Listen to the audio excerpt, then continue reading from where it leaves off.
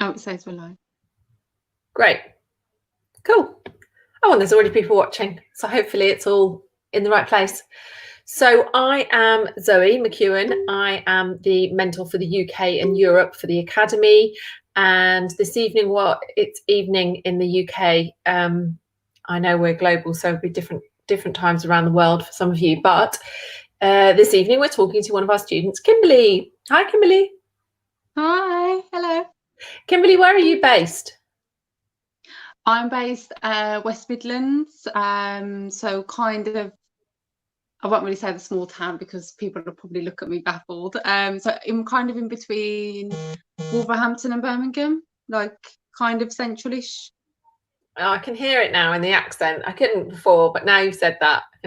No, it's not bad. We all have our own. We all have our different regional accents. So yeah, tell us a little bit about your background. What were you doing? What have you been doing previous? What are your previous jobs that sort of brought you to where you are now? I've kind of done a little bit of, well, not everything, but I've kind of varied really. So my main jobs really were working in corporate sales, kind of tying in slightly into events, but not too much because there was already an events manager from the last company that I worked at. And then I've done some network marketing. So I've been self-employed with network marketing from home. I did that when I had my children, really, just so an income coming in from home. That's been mainly, so corporate sales has been mainly my job. And then now at the moment, my other half works, so he works full time, and we also foster a little child. So I'm at home with our 2 children and a little foster child. So obviously I'll do all the bits and pieces to do with fostering. And then obviously I've got my own children to look after. So I'm at home working on my wedding business and also fostering as well. So yeah, so you've got loads going on. yes, yeah. Been a busy one. Big juggle. So when was the last time you were employed? You had a job? Oh, okay. So I was self-employed. I left that when I had my youngest. So my youngest has just turned 2. So when she was about a few months old, I kind of thought, oh, it's not really for me. I just wasn't interested in it no more. So I kind of left it when she was like a couple of months old. That was self-employed. So when I actually worked for somebody, that's got to have been about now. I'll probably say about 4 years ago now. Yeah. About 4 years ago, something like that. Yeah, about So 4 you're years used ago. to doing your own thing, organising your own time, planning what you do, all of that kind of stuff. Because I think that's important as well. Sometimes when people come to us about the courses, I often say what's good about it is that it does teach you, because people worry about how much time do they need to spend on it, and the commitment of it and all of that. And you've proven, you're juggling lots of things. But I also say that just doing the course in itself is a good way to get yourself in a little routine with things that perhaps you wouldn't do normally anyway.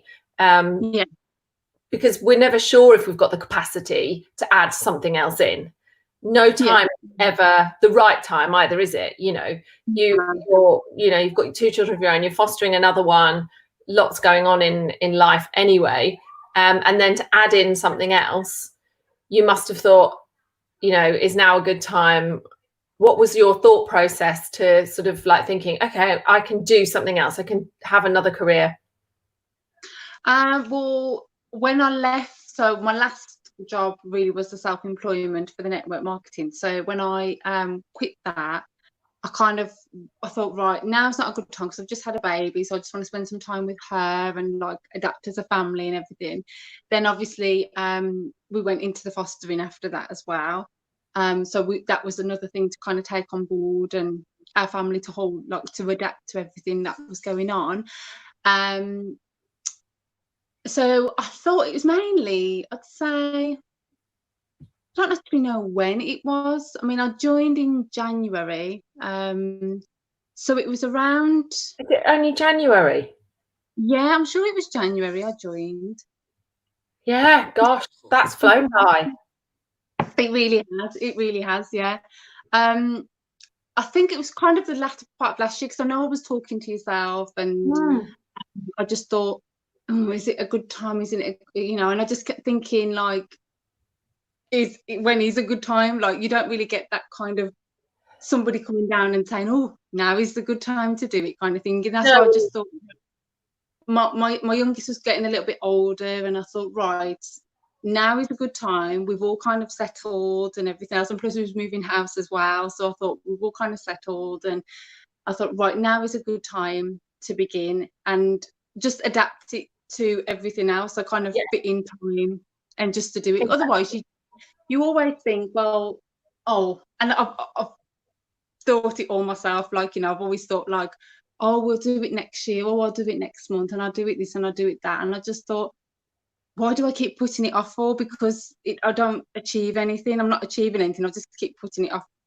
And then I kept seeing so many stories come through and people talking about it and everything. And I thought, I'm just going to do it.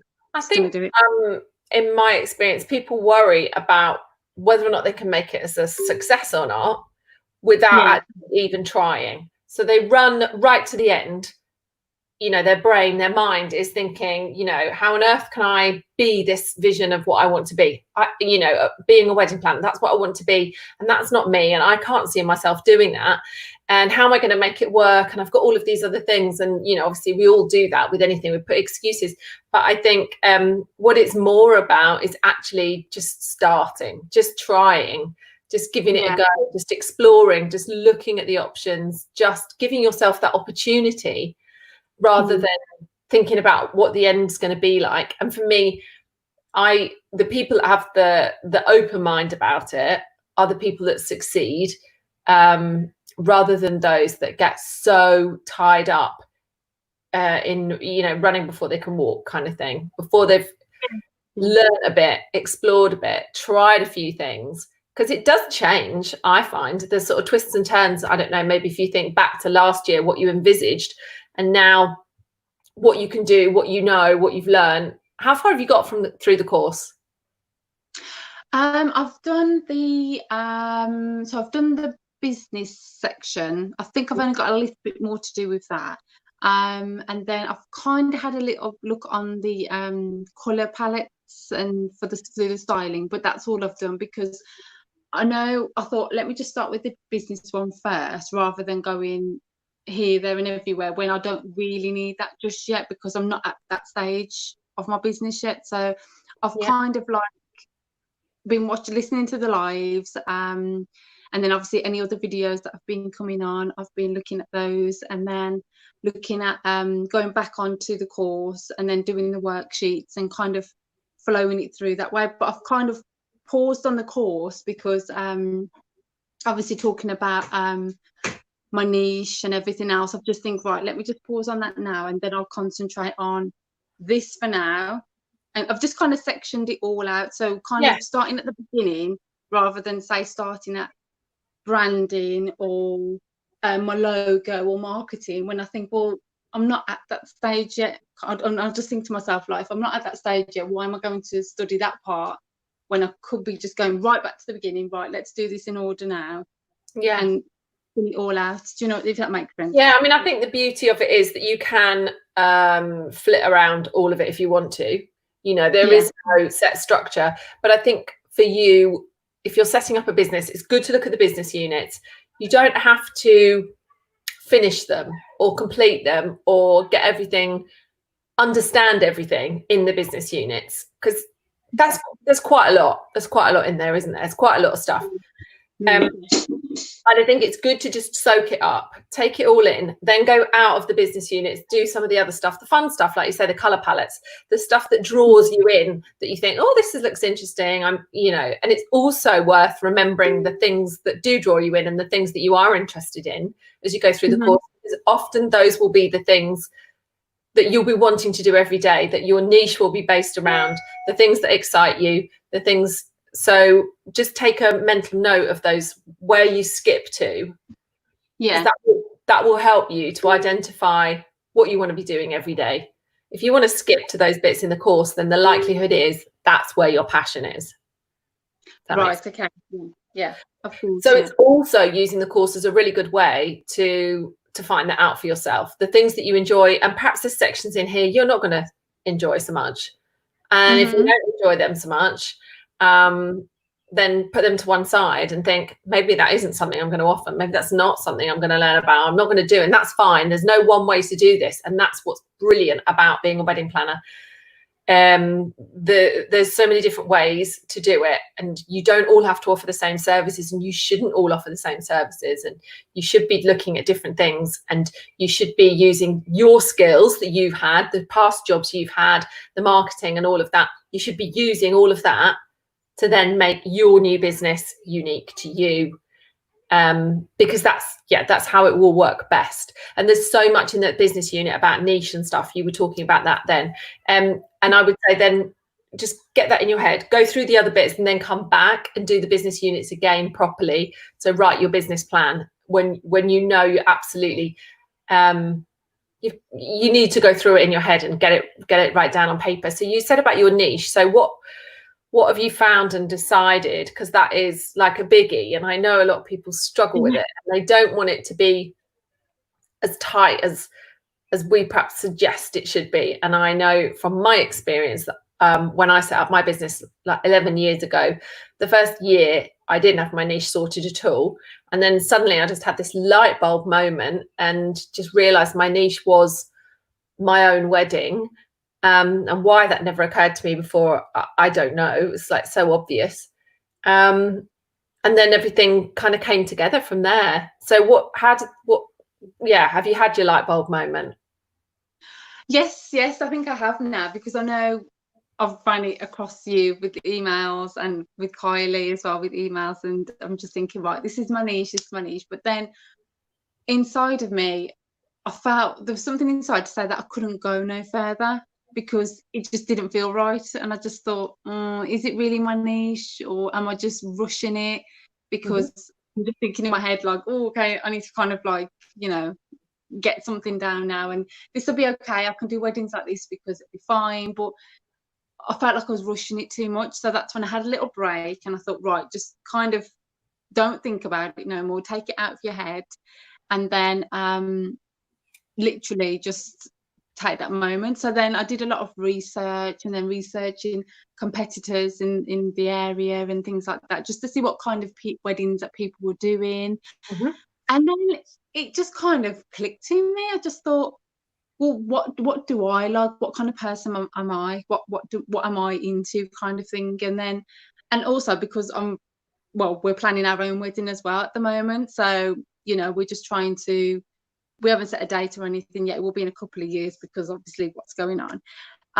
So I thought, looking at venues and like arranging like viewings and things like that. And I just thought, oh my goodness, like this is what I keep drawing towards. I keep drawing to the same thing, the same kind of wedding, the same type of wedding. I kind of diverted off a little bit of what I thought it was, but I just seem to be drawing to one thing now. And I'm thinking, maybe that's my niche. Maybe that's what I want to do. So yes, I have decided what it is now. So And you don't have to, it doesn't have to be your final, you keep refining it constantly. I mean, I'm still refining it and changing it. And, the clients that I want to work with change as well, because, there was different periods of trends and fashions and things that we've gone through, some of which I've embraced and are still very me and are still on my website, and some of which is not so much what I do. There's some trends, so I have to keep slightly adjusting. So where you're at with it is exactly where you should be, is what I'm saying. It's never like a done deal. You've never like got it and this is it for the next 10 years. That's it. You always want to be looking for the new stuff coming along.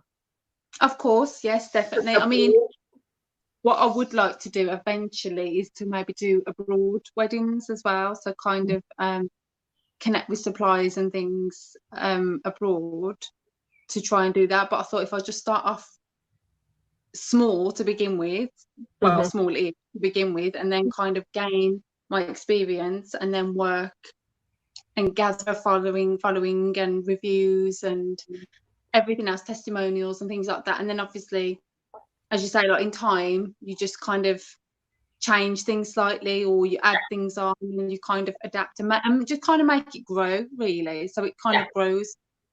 So it might be that what happens, and what happened to me and what happens to a lot of people, is you start to recognize and see patterns, and you start to see opportunities. So once you set your business up, or once you do some training like our courses, and once you've got the business set up and I've got an email address, and a little bit of a social media presence, then people started to contact me, and I started to see other opportunities that I'd not seen before.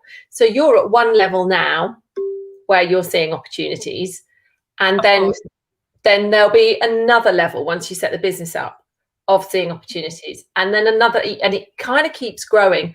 I was a message there, hi Mandy, and you will get different levels of that as you go through, and the contacts that you have. And what you need to do as a really good business person is just be aware of those. So if somebody, so you meet a supplier and you just get a little bit of a vibe, like, oh, I quite like them and they're similar style to me, and all of that, and it's kind of working, but you haven't got anything going on really between the two of you. The next level of it is to just be that brave person that then sort of says, could I come and have a look around your venue, or could we meet for a coffee, or I'd love to know more about how you do your booking process for your venue, or what your prices are, and striking up a conversation. And so as you get to each of these levels, the first one was deciding that this was going to be your career. Then the next level is like, okay, I'm going to do some training. Then you're now doing the training and you're starting to put some of it in practice. Then you're starting to go towards setting up this. Each of those is like little steps, just pushing yourself out of your comfort zone. With each one, have you found that you're kind of like learning a lot about that as well, and yourself? And yeah, absolutely. Yeah, it's more kind of, so obviously I've taken the step of doing the course now, and then it's right, okay, I'm doing the course and it's learning, like, oh, this is how this goes, this is how this goes, right, let's kind of make a list and right, try and do it in order. So right, let me just concentrate on this first and then concentrate on this next, and then obviously with everybody that's in the group, all the other students, so learning from them and speaking to them and getting to know them, and the kind of vendors on weddings and things like that. It's all a learning process, to be honest with you, but like I'm kind of, it gets me all excited, because once I've completed something, it gets me all like, right, okay, what's the next? I'm ready now, let's start for the next stage.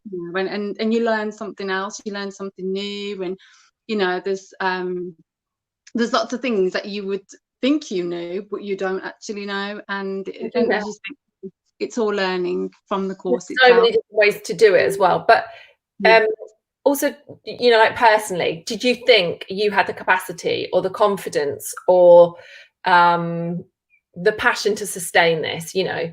I'm saying, it seems like just 5 minutes ago I was talking to you and you joined the course, but obviously, from January to now, loads has happened and you're still committed. How did you know you were going to be the type of person that could do this? I've always wanted to do it, because I've always been into the kind of events, and always into organising things, and because everyone knows me as like a bit of a list girl. I like making lists and ticking them off and organising. And I just thought, but then I've got a lot of people saying to me like, oh wow, can you really make a business out of it? Can you earn money from it?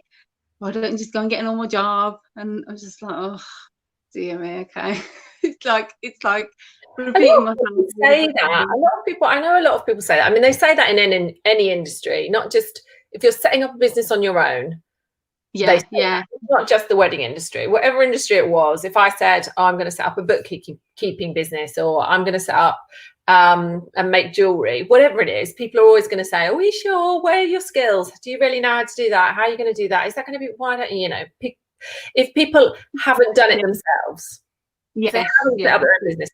But there's so many different ways to do it, and so many ways that you can find that will work around you and your family and how you want to do it.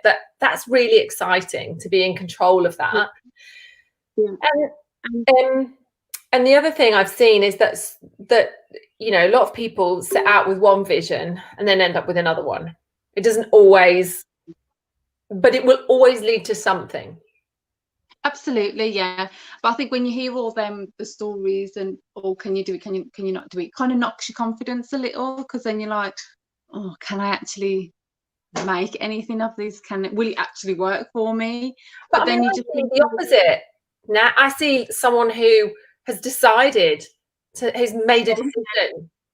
So you've already done more than they've done. Who's taken control and got a passion and is willing to put money and time and effort into it.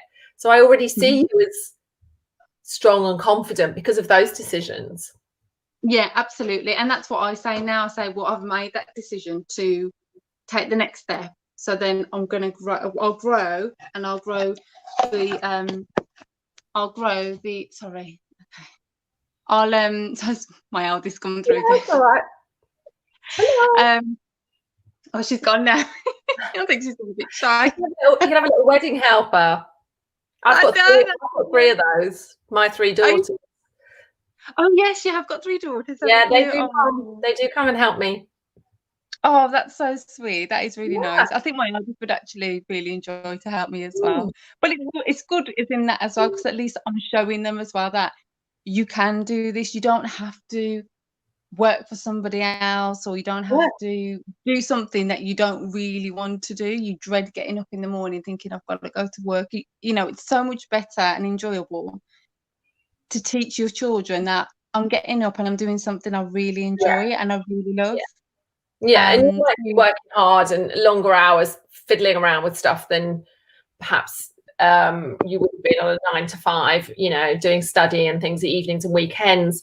But yeah, I remember it just made me, it changed me personally as well. It gave me opportunities. It gave me something which I thought was mine, which I'd grown myself, which I never thought I would do. And I think that was a lot of it. Yes, I've got a business, but I grew a lot as a person as well throughout the whole process of doing it. And there is so much to learn, and that when you master little bits of it, you feel great. It feels like, oh, I've got that sorted. I can see that now. I understand. And those building blocks just do build to make you feel like, and you will know more than anybody you go to work with or see, any of your clients, about planning weddings. You've got your own running alongside. So that's a really nice thing to do with it. That works really well with the course. I know a lot of people are like, oh, I'm planning my own wedding and this is where I want to start. But actually, not everybody loves planning weddings. Not everybody enjoys it. Some people, it would be their worst nightmare of a job. So it's, it would be, wouldn't it? And I think people think it's quite an idealistic job, but actually it's quite a hard job. You've got to be committed. You've got to do it. And there's a lot at stake with someone's wedding. It's not rocket science either.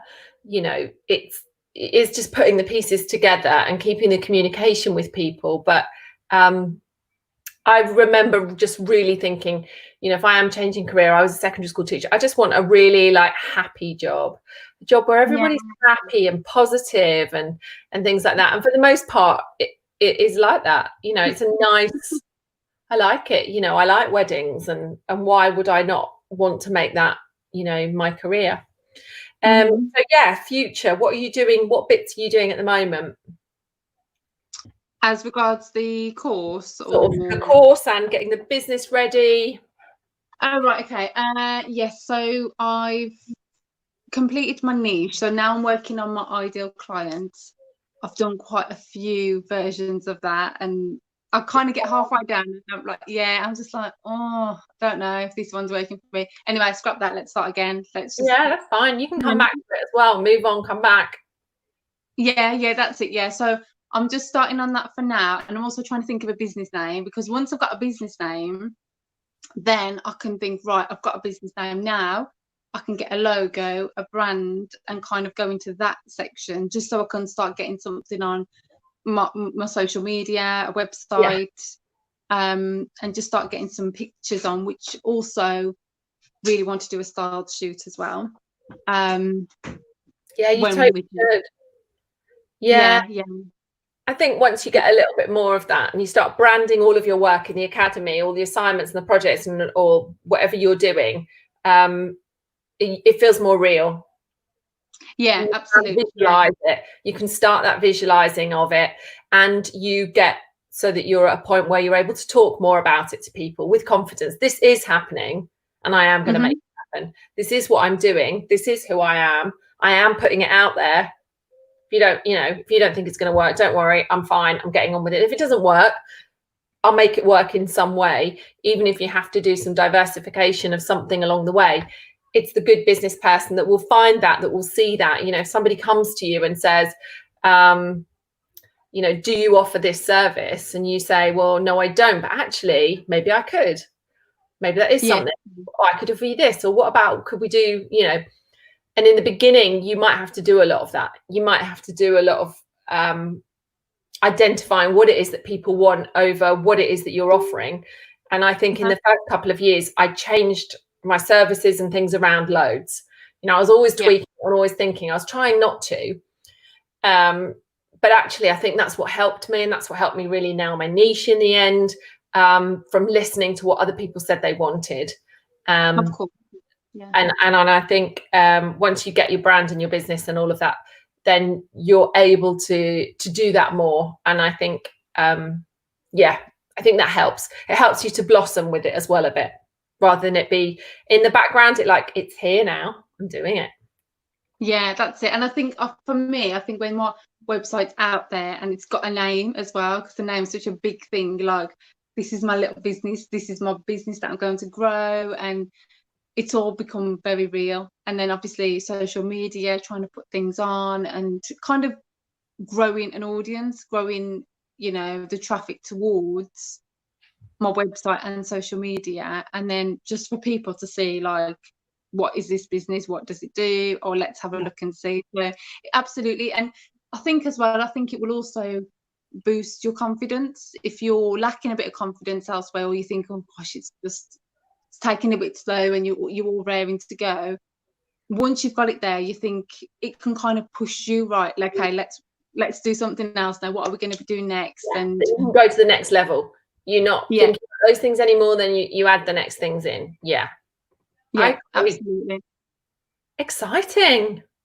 It is really exciting. Yes. At the minute I'm trying to think of a business name as well, but it's so hard because I want it to fit in with the types of things that I want to do as well. So it's just, I like this one, then I don't like this one. I'm thinking, right, okay. So at the minute I'm just doing a lot of brainstorming with words, and that's it. It'll come. Yeah. We'll get something. We'll get to the point where you think, I'm stopping here. I'm stopping with this one. If I rebrand, if I change it in a year's time, which often you do. I've never changed my name, but I did have a rebrand of colours and images, but I got even closer to my niche after like a year, 18 months, when I really realized that it was church weddings, family orientated, child friendly marquees. And then I was really able, that was my niche. Then I was really able to change it up and own it, I think. And then rather than, in the beginning, my brand could have matched anybody a bit, as often we do. And then so don't worry too much. You might need to have a rebrand in 18 months time anyway. It's part of it. And certainly, like, even with the academy, we've gone through 5 or 6 different rebrands and changes and colors and things like that, because it evolves. And so at some point you'll just get like, okay, I'm stopping. I might not have the perfect, but I'm stopping. because I'm ready to get it out there. And that's a really good feeling, because that does mean you're ready. Yes, of course, definitely. I can't wait for the moment. We put those blocks and those barriers in with these things because we're not quite ready, because we're not quite. And then once we are, then we know we're there, ready to tell the world, ready to show what it is I've been working on. Yeah, absolutely. I can't wait. Yeah, no, it's so good. I'll be watching. Right, so thank you so much for your time. It has been lovely. It's always so nice. We're going to start doing more of these, because we just love connecting back with our students, and we haven't been able to do that for ages. We used to do some live bits and stuff, and we just kind of really missed that. So it's nice to see you in person. Yes, and you as well. Thank you for your time. Please keep in touch and share with us how you're going when you get your business name and all of that. I will, definitely. Yeah, thank you so much. Have a nice rest of your evening. And thank you. We'll speak again soon.